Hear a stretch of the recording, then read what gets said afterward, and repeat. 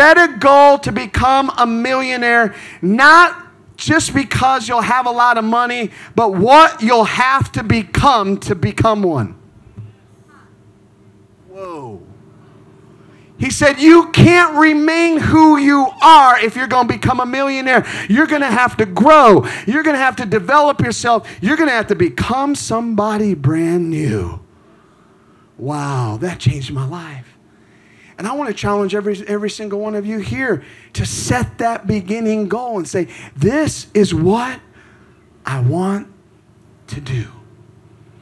And once you set that goal, here's what I found. Once you decide what, the how-to will come.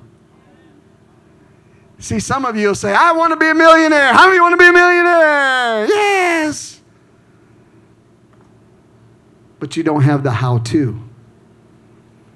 Because you never really decided, this is what I really want. And that's what I'm moving towards, the wealthy place. Where I'm a blessing, and I can be a blessing to somebody else. I want to close with a story. When I was in the hospital, I had my heart attack. It was one of the toughest things I ever went through in my whole life. It is the most dangerous surgery that you can go through. Open heart. You practically die during the surgery for several hours. And I was in the hospital for 14 days. At the end of the week after my surgery, the doctors came in, and it was a Friday. And they said, well, Mr. Johnson, you've come along pretty good. And they said, you can go, we want to give you a choice.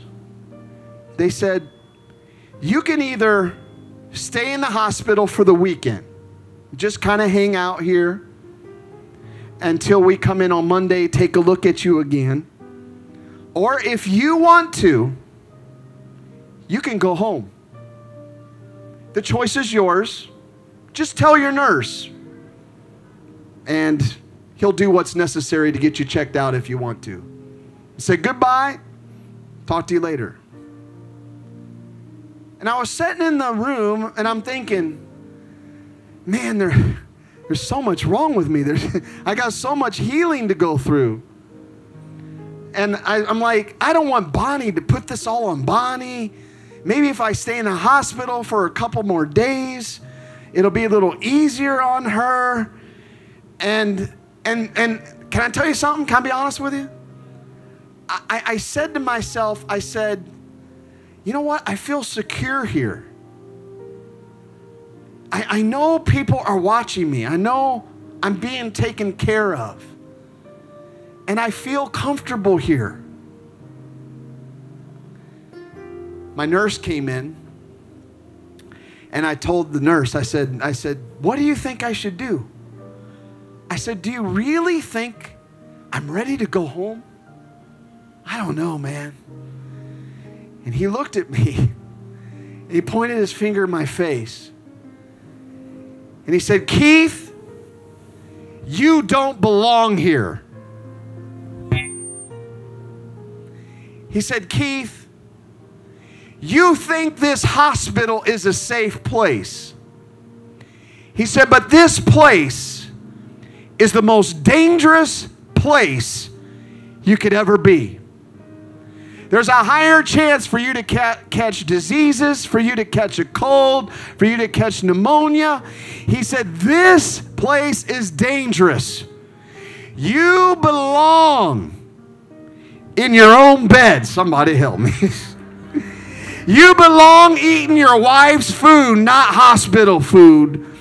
You belong enjoying your own laid-back chair, enjoying your own TV, enjoying your own house. He said, you don't belong here. Wow. And when he said that to me, guess what? I said, I need to get on up out of here, man. See, some of you don't realize that where you are right now is toxic.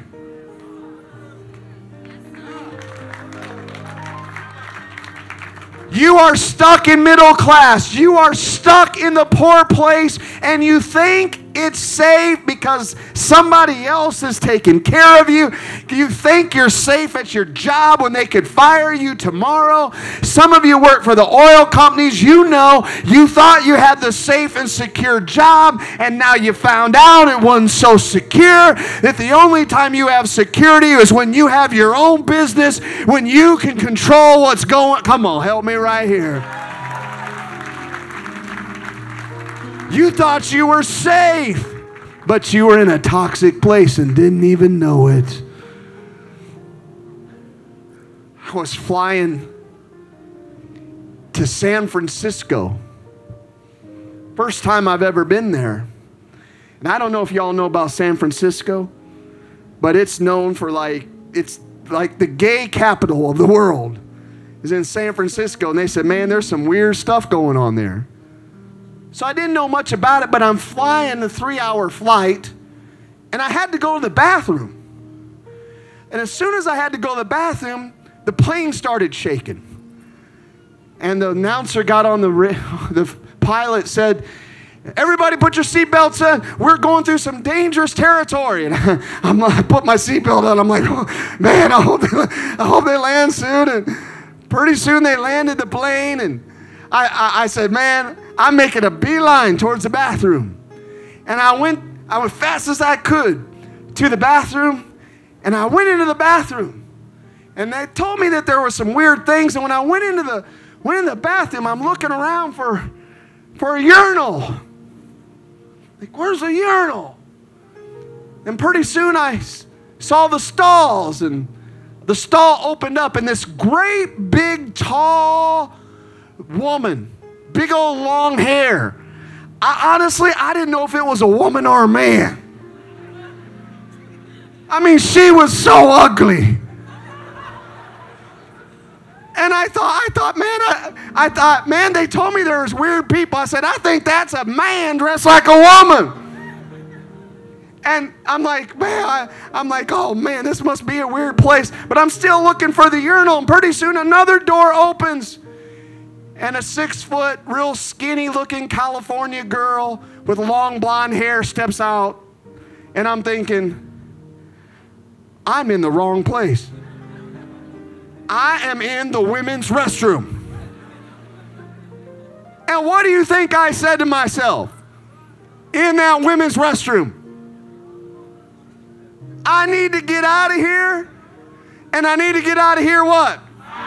I can't hear you. Not fast, fast. And man, I'm telling you, I started running out of that restroom as fast as I could. And what am I here to tell you? If you'll let this message tonight wake you up. And I'm here to tell you, if you're in poverty or you're in middle class living, you're in the wrong restroom. You are in the wrong place. Come on. And what do you got to do? You got to say, I got to get out of here. I've got to do something radical with my life to move myself out of this place and into the place that God has for me.